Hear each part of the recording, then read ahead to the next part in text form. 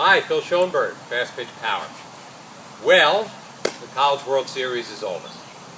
Congratulations to Oklahoma on the national championship, and especially to Kaylani Ricketts and Michelle Gascoigne, and also to the Renfro sisters of Tennessee for putting on for us pitching enthusiasts a great entertaining performance. Now, I hope you guys watched it, and I hope you noticed that, and I'm sure you did, that the pitchers in the College World Series, for the most part, are probably throwing the ball from the mid-60s to the low 70s. And we all have a tendency to fall in love with the radar gun. How fast am I throwing the ball? In all the years that I've been doing this, and I've been doing this a lot of years, and I've trained some outstanding pitchers, I rarely use a radar gun. And when I do, it's almost always to determine speed differential between a fastball and a changeup. So if you're looking as a pitcher at these girls, this is a handful of the top pitchers and athletes in the country, and saying, well, how am I going to get from 54 miles an hour where I am now to 70 miles an hour where they're pitching?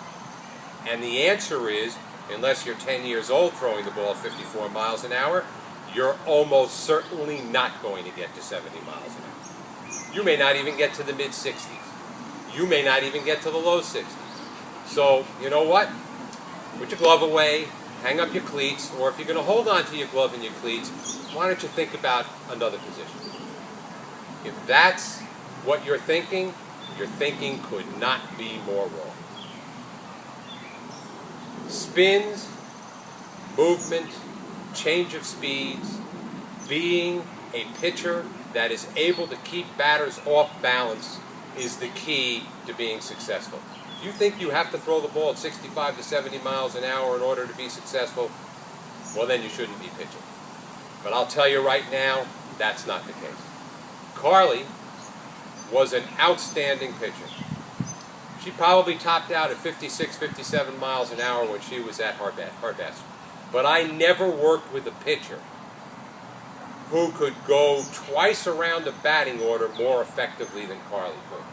She could hit every quadrant with different kinds of spins on the ball, different kinds of movement, multiple off-speed pitches, and she could keep a lineup off balance for, if not the entire game, certainly most of the game. Interestingly, Cassie Riley-Bosia, who was a star first baseman for last year's national champions, Alabama, is now working with our own Jo Bonnier while she is pursuing her master's degree in exercise science. We were talking to Cassie the other day, and she echoed those exact sentiments, that the toughest thing for her Alabama team, one of the top hitting teams in the SEC, was when they faced one of those pitchers who was throwing the ball in the mid-50s and hitting their spots and having the ball drop and dive and changing speeds on a consistent basis. It was befuddling to all of them.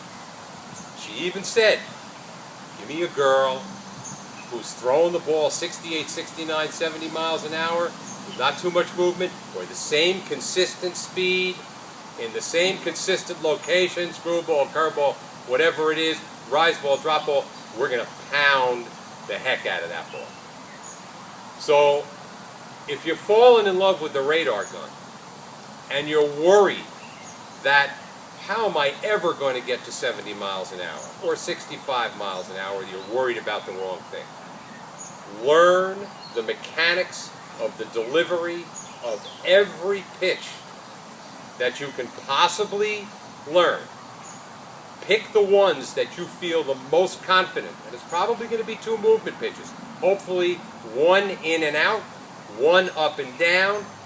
Absolute necessity to have command of a changeup that you can throw at any time in any count. Be able to spot your fastball, use your spins, and you will be a successful pitcher. Don't look at the College World Series and say, this is the only way I'm going to be a successful pitcher.